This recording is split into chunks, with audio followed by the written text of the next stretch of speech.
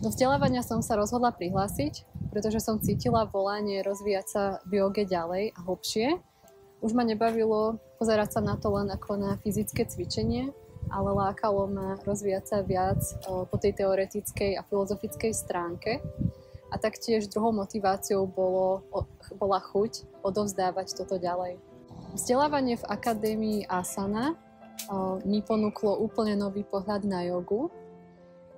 Jednak som sa rozvíjala po tej telesnej stránke prostredníctvom cvičenia, ale taktiež som sa aj veľa nového naučila. Asi najdôležitejšia vec pre mňa je osobnostný rozvoj a to znamená, že veci, o ktorých sme sa rozprávali alebo učili počas vzdelávania, sa začali pretavovať do každodenného života. Toto vzdelávanie by som určite odporúčila ľuďom, ktorí cítili alebo cítia podobné volanie, ako som cítila aj ja. To znamená, že ak máte chuť napredovať jednak v živote alebo aj v tej joge, tak vzdelávanie v Akadémii Asana je tým správnym miestom s dobrým a kvalitným vedením.